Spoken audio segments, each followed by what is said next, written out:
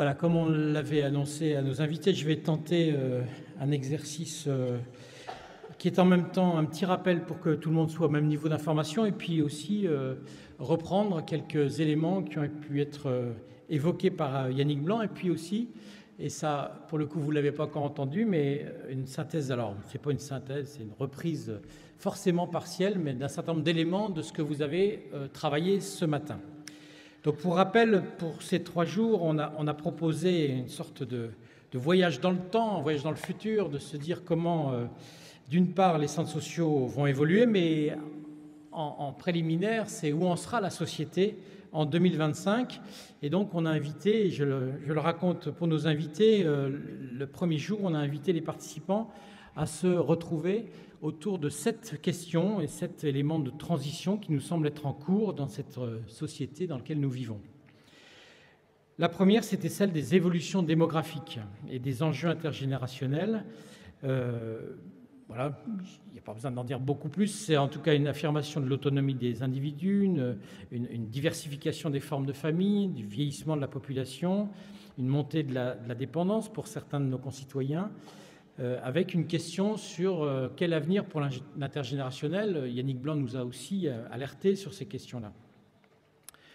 La deuxième transition qui a été travaillée, c'est celle de l'économie, avec la mondialisation des échanges, les crises financières qui ont bousculé ce début du XXIe siècle, une marchandisation de la société, et puis en contrepoint, du coup, des recherches, des alternatives qui se cherchent, et comment inventer une économie respectueuse de l'homme, de son environnement, avec pour nous forcément la question de l'économie sociale et solidaire qui est concernée.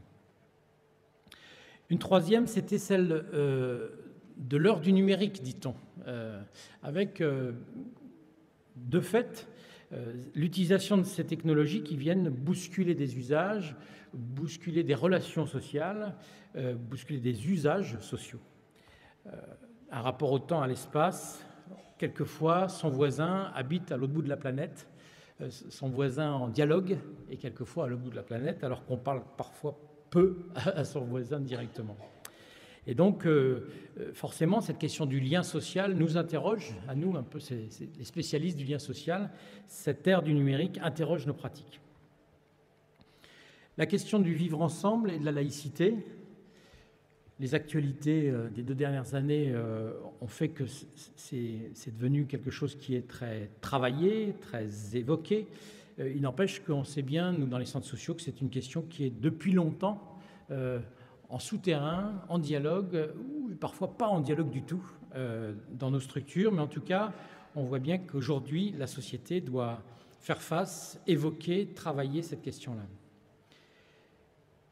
5e thématique, c'est l'évolution des territoires, des institutions. Il y a bien sûr les effets de la loi NOTRe, mais il y a aussi la question du coup que ça pose de fonctionnement en réseau, la question de l'organisation pyramidale, encore très présente dans notre société, la question, sur certains sujets en tout cas, du désengagement de l'État, la baisse des dotations aux collectivités qui frappe de plein fouet, les capacités d'action et de soutien des collectivités locales à la société civile qui s'organise au sein d'associations ou d'un certain nombre de collectifs. La 6e, c'est la transition démocratique, avec la question posée aux partis politiques de leur avenir, de leur organisation, de leur représentativité, d'une montée progressive de l'absentéisme pendant les élections. Et puis, en tout cas, on l'a posé comme ça. La ministre éventuellement répondra, mais la question de la légitimité des politiques, d'une forme de défiance, en tout cas, nous, on peut témoigner sur le terrain que c'est le cas. Et puis, dernière dans la liste, mais sûrement la première en importance pour l'avenir même de l'humanité, la question de la transition écologique et de savoir comment nous allons collectivement, à l'échelle de la planète, relever ce défi de pouvoir habiter encore, en tant qu'humains, cette planète dans les siècles à venir. Voilà, ce travail-là a fait l'objet d'un premier temps d'exposé en plénière, puis de travaux qui ont eu lieu lundi après-midi.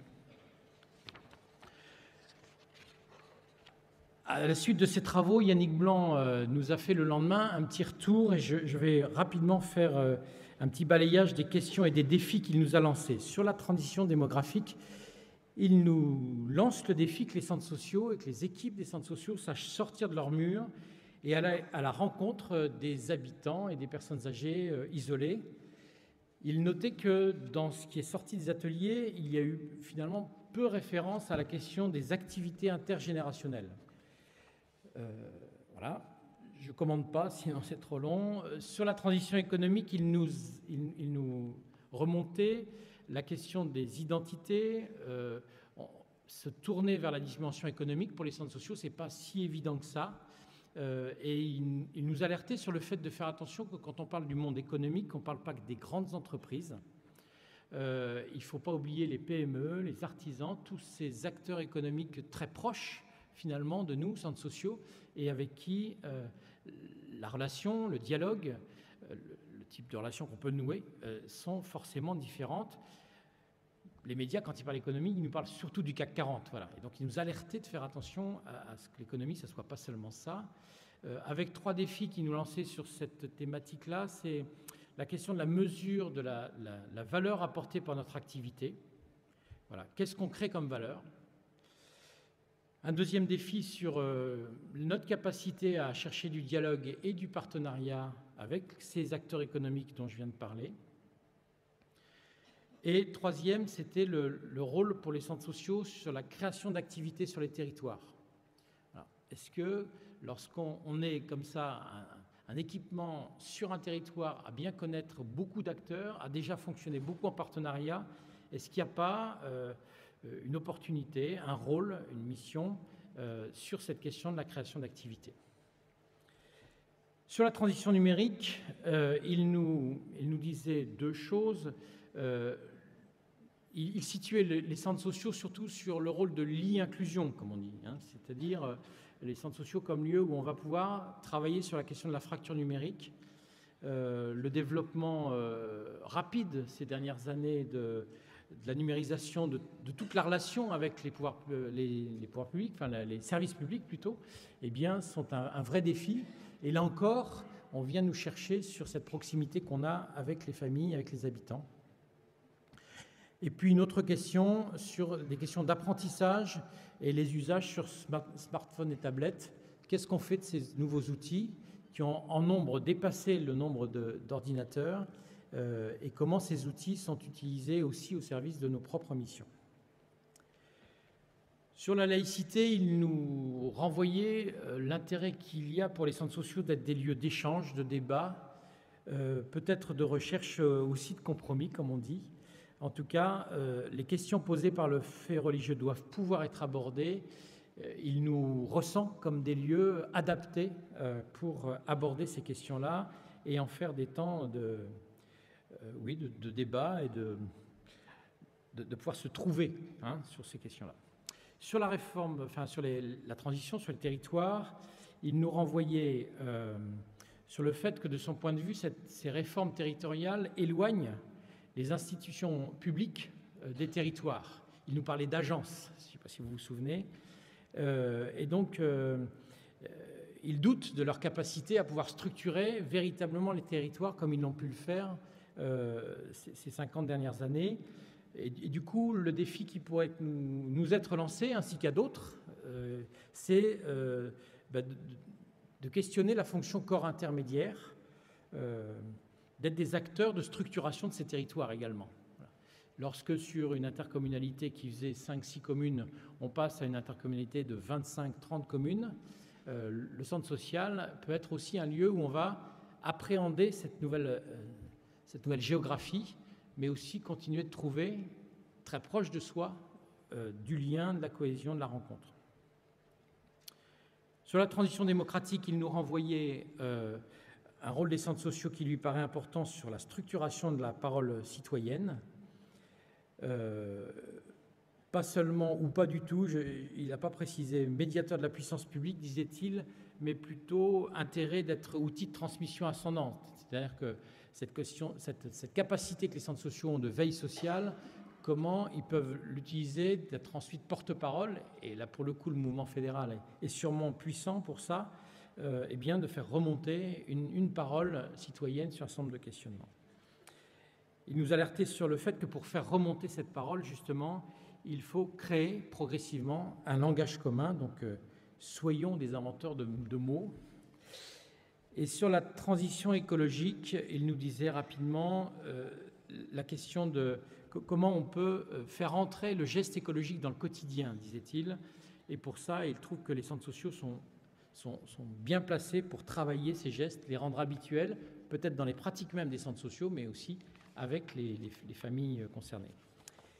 Il finissait par 3 défis communs, un peu transversaux à tous ces ateliers.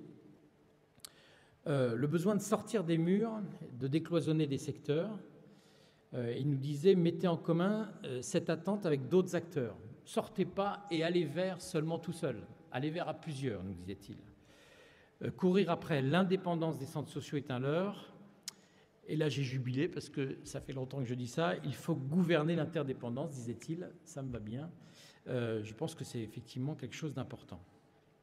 Deuxième défi transversal, c'est la question des valeurs, l'identité des centres sociaux qui sont évoqués. C'est posé comme un préalable, mais disait-il, il faut les faire vivre dans un construit, dans une action. C'est dans l'action que ça se construit. Voilà. Le fait de poser des valeurs comme peut-être un préliminaire peut gêner l'action ou peut gêner l'alliance. Donc j'ai compris ça comme ça. Et puis la question de l'évolution des pratiques professionnelles. Lui pense que ça passe plutôt dans une démarche de formation-action que d'élaborer comme ça d'emblée un référentiel métier.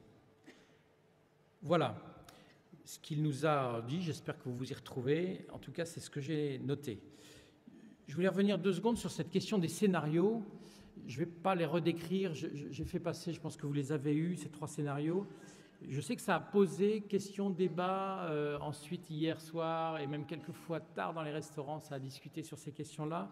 Je veux revenir un peu là-dessus pour dire que ces scénarios qu'on vous a proposés sont surtout pas, et je vous prie de ne pas utiliser ce mot-là, des modèles. Ce sont bien des scénarios, ça veut dire une histoire qu'on s'est racontée, une histoire imaginée. Voilà. Et donc, ils sont faits pour débattre, ils sont faits pour enclencher le débat. Il n'y a pas une idée derrière la tête de la Fédération nationale de se dire qu'on vous en présente 3, mais qu'on en a un qu'on préfère. C'est pas vrai. Voilà. Ceux qui ont dit ça, c'est pas vrai, je leur dis. Les 3 nous semblent adaptés à des contextes différents, à des histoires différentes, et en plus, c'est pas nous qu'on décide. C'est aussi aux alentours, les acteurs avec qui on travaille, les partenaires, les alliances qu'on a pu nouer qui vont faire que tel ou tel centre va peut-être partir plutôt dans un sens, et puis peut-être qu'il y en aura un 4e ou un 5e scénario ou histoire qui fera jour. Et donc, si on vous a mis ça sous le nez, c'est vraiment pour provoquer ce débat et permettre de se donner des outils pour enclencher des débats stratégiques. Voilà. Quelquefois, lorsqu'on est en difficulté, lorsque le contexte ou la vie du centre social, quel que soit son mode de gestion, rencontre des difficultés, eh bien, de pouvoir entrer plutôt sur le stratégique et non pas juste sur le tactique de demain, ça aide à passer la crise aussi. Hein. Et donc, on espère que de vous avoir mis ça sur la table permet d'avancer dans une dimension stratégique. Il s'agit de ne pas subir une évolution, mais essayer d'avancer. Voilà. Alors, très rapidement, je crois que je suis encore dans les temps. Oui, je suis encore dans les temps. Sur ce matin, on vous a demandé on vous a proposé de travailler sur finalement ces 3 scénarios, qu'est-ce que ça provoque comme évolution et comme changement, puisque pour aller jusqu'au bout de l'exercice de prospective, il s'agissait de se dire, et nous, on est dans des journées professionnelles, il s'agissait de s'interroger comme professionnels sur ce que ces mutations, transitions, évolutions pourraient provoquer aussi d'évolution dans nos propres pratiques. Je vais faire trop rapide et incomplet. Je m'en excuse tout de suite, mais voilà les quelques éléments qui m'ont été rapportés de vos travaux. Je voulais faire une remarque préliminaire, c'est que à peu près tous les rapporteurs ont d'emblée posé le fait que vous étiez soucieux, sinon inquiets, des fondamentaux. Et j'ai envie de dire que ça, le plaisir que ça me fait d'entendre ça. C'est-à-dire que je pense qu'ensemble, on tient à ce que ce qui fait la nature même du projet Centre Social, ce qui fait notre engagement au quotidien dans ce métier, c'est d'abord de faire que les habitants d'un territoire puissent être acteurs de ce territoire, acteurs de leur vie, et d'être au service du développement d'une société civile plus réactive, plus en capacité d'initiative face aux différentes transitions dont on parle, mais quelquefois aussi des pannes de notre société. Donc, je trouve sain qu'ensemble et réjouissant ensemble que, quels que soient les scénarios posés, ils ne mettent pas en cause la recherche de ces fondamentaux-là. Alors, pour le scénario 1, qui était cette idée d'une structure plus petite, d'une plateforme qui articule des projets, qui soit souple, adaptable, mais qui met en route des synergies, vous relevez que le défi, c'est plutôt celui d'une posture. Ça nécessite de travailler une position, de travailler l'ouverture, l'aller vers, mais aussi, c'était noté, la capacité du lâcher-prise. C'est-à-dire que lorsqu'on accompagne un groupe, lorsqu'on accompagne une dynamique, ce scénario-là privilégie le lâcher-prise, c'est-à-dire l'essaimage, la capacité de mettre en route des satellites peut-être, ou des... Voilà. Également pouvoir promouvoir du coup l'auto-organisation, ce qui n'est pas si simple parce qu'on a aussi parfois dans nos maisons l'habitude que quand un projet voit le jour, eh bien on le garde dans la maison. Sur les postures professionnelles, dans ce scénario 1, ce que vous notez, c'est il y avait plusieurs choses, j'ai retenu celui-là, j'ai appelé ça des salariés transmetteurs de savoir, c'est-à-dire qu'au-delà d'être des animateurs, vous pointez qu'il nous faudra peut-être aussi être un peu formateur, apprenant en tout cas, de façon à ce qu'effectivement il puisse y avoir prise d'autonomie. Bon, c'est clair ce que je raconte ? Sur le scénario 2, qui est celui d'une évolution qui va vers plutôt des structures un peu plus grosses, qui mutualisent, qui diversifient les activités pour peser peut-être plus sur le territoire, avoir une capacité d'action augmentée.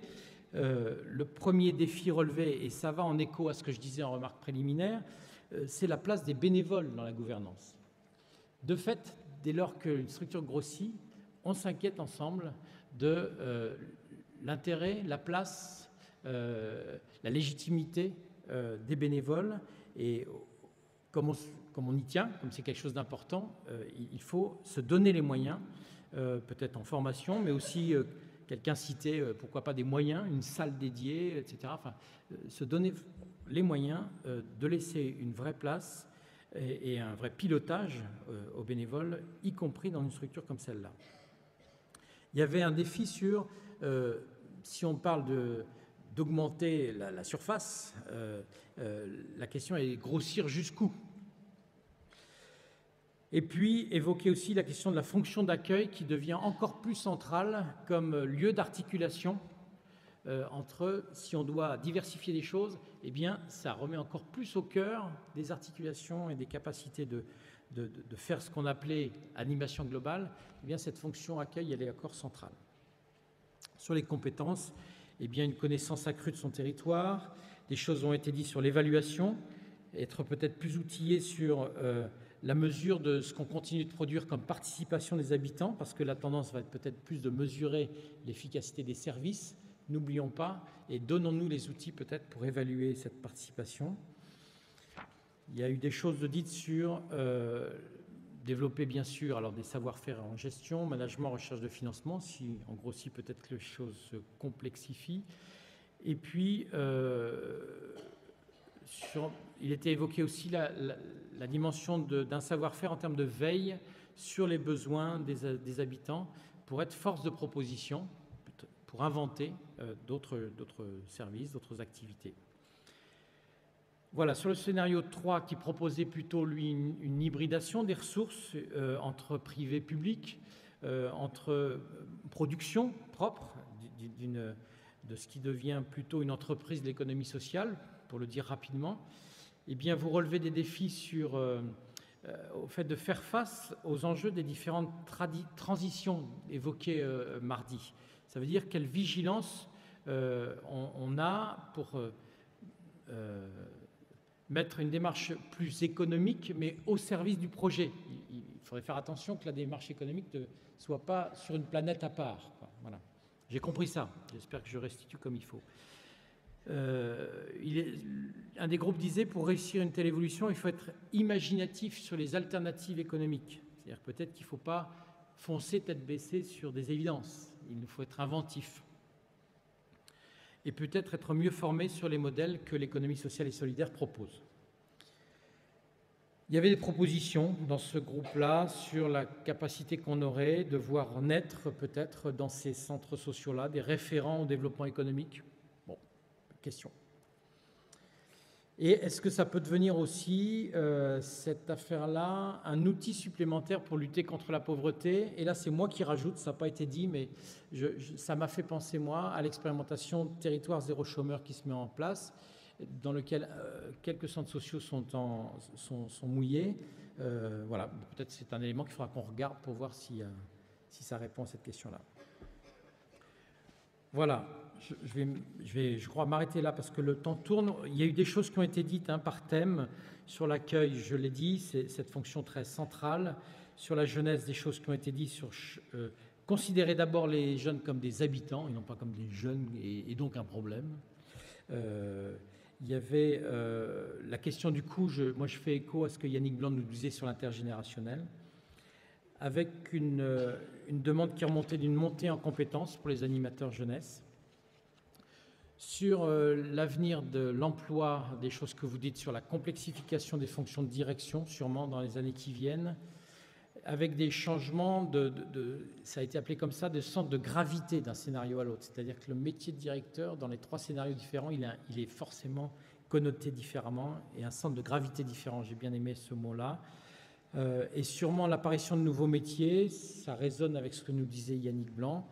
Soyons en vigilance, peut-être pour les repérer, et peut-être qu'il faut retenir dans notre tête l'alerte qui nous fait de ne pas tout de suite écrire un référentiel métier, mais de le mettre en formation-action.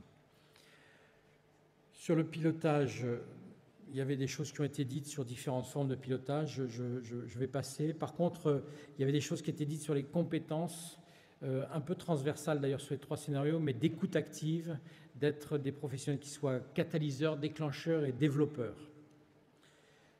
Voilà, je vais m'arrêter là. Voilà le retour qui peut être fait.